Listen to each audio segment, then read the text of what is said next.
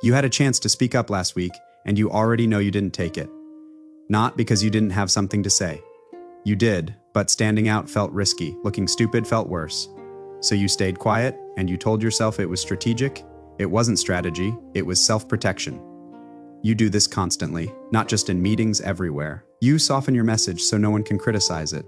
You hedge your bets so failure doesn't look like failure. You protect your reputation more than you protect your growth. And every time you do this, you stay small. Most people never notice this pattern. That is why it runs their life. Here is what nobody's telling you. You've stayed smaller longer than you had to. Not because you lack skill, because you won't risk the image, by the way. This isn't about confidence. Confidence still needs approval. What I am going to show you works even when people think you are wrong. The Japanese had a principle for this. A doctrine that separated warriors from pretenders. Not confidence, not courage. Something more dangerous. Sutemi, the willingness to throw away the self, to abandon ego, to act without protecting your image. By the end, you'll apply this once tomorrow. In a meeting, a post, or a decision, and you'll feel the difference immediately. In the next 10 minutes, I am going to show you exactly how self-protection is destroying your execution, and the one shift that makes you unshakable. If this already feels uncomfortable, you belong here.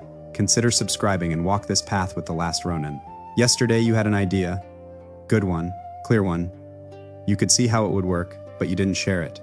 Not because it was incomplete, because sharing it meant being visible, and being visible meant being judged.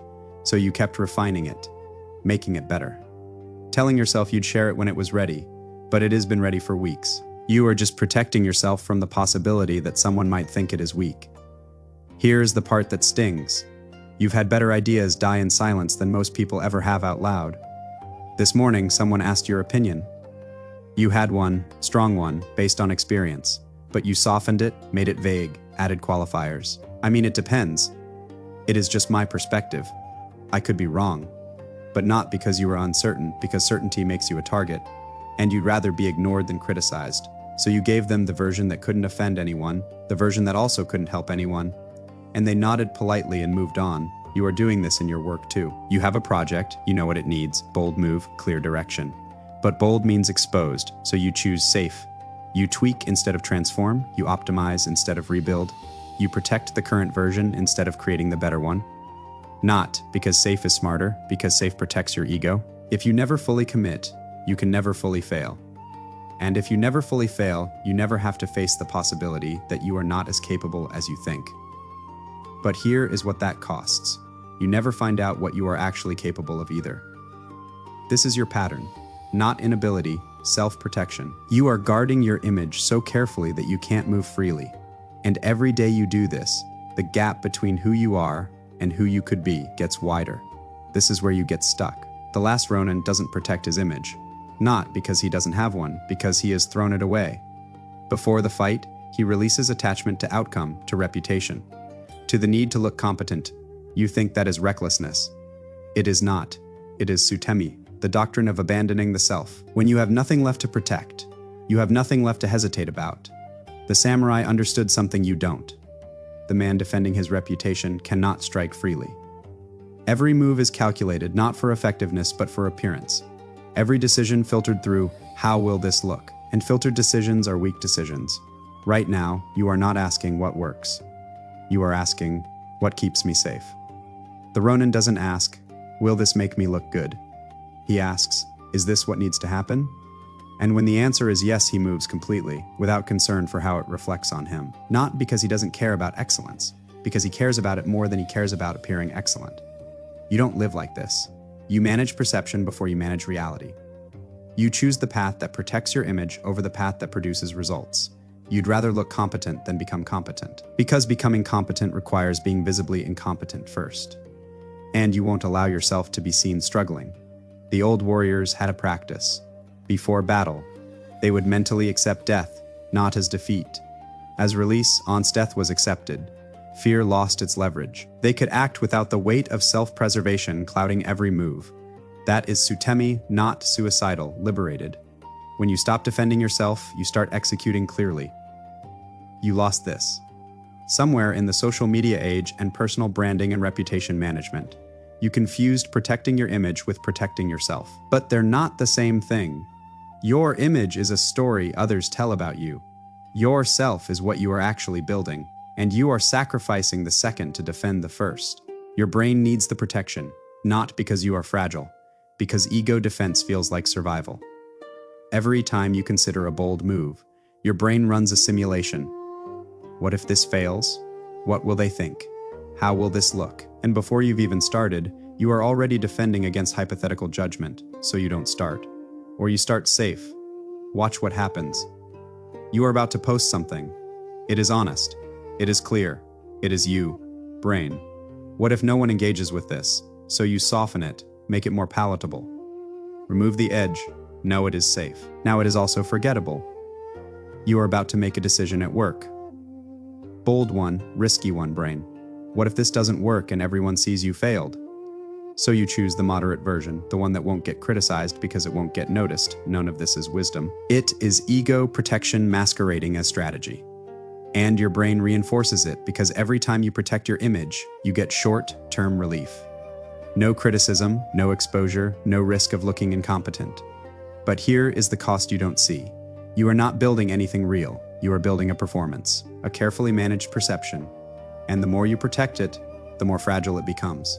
Because deep down, the person people see isn't the person you actually are, and if they ever found out, the whole thing collapses. So you protect harder, you manage more carefully, you stay smaller, and you call it being smart. But you are just scared. Stay with me. This changes how tomorrow works. Here is what the Ronin knows that you refuse to accept. Ego protection and growth cannot coexist. One requires safety, the other requires exposure. One defends what you are, the other builds what you are becoming. You can't do both. Most people choose protection.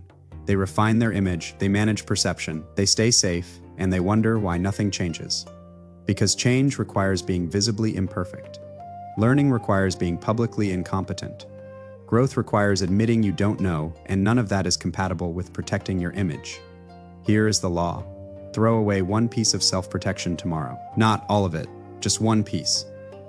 Find the place where you are softening your message to avoid judgment. The place where you are choosing safe over honest. The place where you are protecting your image instead of pursuing the result. And release it, not partially, completely. This isn't about being reckless. It is about being free. Free to speak directly without hedging. Free to commit fully without escape routes. Free to fail visibly without collapse. That is Sutemi. Most people will never do this. They'll spend their entire lives managing how they're perceived, tweaking the performance, protecting the brand, staying acceptable, and they'll die having never found out what they were actually capable of. Here is how you start. Tomorrow, identify one place where you are protecting yourself. A conversation where you soften your real opinion, a project where you are playing it safe. A decision where you are choosing the path that looks good over the path that works, and choose differently. Say the thing you are afraid to say. Make the move you are afraid to make. Commit to the path you are afraid to commit to. Not because you are certain it will work, because you are willing to be wrong publicly. That is one rep of Sutemi, and when you do it, something inside you shifts, not confidence, something deeper. The realization that your identity doesn't collapse when your image does, that you can be criticized and still function, that you can fail visibly and still move forward. And once you know that, fear loses its power, because there is nothing left to protect. Meeting you have a strong opinion. Everyone's waiting for input, old patterns, soften it. I could be wrong, but maybe we should consider. New patterns, state it clearly. We should do this. Here is why. No hedging, no escape routes. If you are wrong, you'll adjust, but you won't dilute the message to protect yourself from being wrong. Post you are about to share something. It is honest, it is direct. Old pattern, add qualifiers. Make it safer. Remove anything that could be criticized. New pattern, post it as written. Let it be sharp. Let it be you. If people disagree, they disagree. You are not managing their perception anymore. Project, you know what this needs? Bold direction, clear change, old pattern, choose the moderate version, the one that won't get criticized because it won't stand out. New pattern, build the version you actually believe in. Even if it means being visibly ambitious, even if it means people can point to it and say that failed, better to fail at something real than succeed at something safe. Feedback, someone asks what you think of their work. Old pattern. Find something nice to say.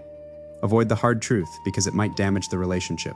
New pattern. Tell them what actually needs to change, with respect, with clarity. but without protecting them from reality. If they can't handle honest feedback, that is their ego problem, not yours. Risk. You are considering something big, new direction, public commitment, old pattern. Wait until you are certain, until you have proof it will work, until the risk is minimal. New pattern, decide based on alignment, not certainty. If it is the right path, take it, even if you might fail publicly, because protecting your image is more expensive than risking your reputation. Here is what changes when you release self-protection. You stop softening your message. You stop choosing safe over honest. You stop managing how you are perceived. Old, you needed everyone to think you were competent. New, you needs to actually become competent. And that requires being visibly incompetent first. Old, you protected your image at the cost of growth. New, you protects growth at the cost of image. Old, you chose paths based on how they'd look. New, you chooses paths based on where they lead. This isn't confidence.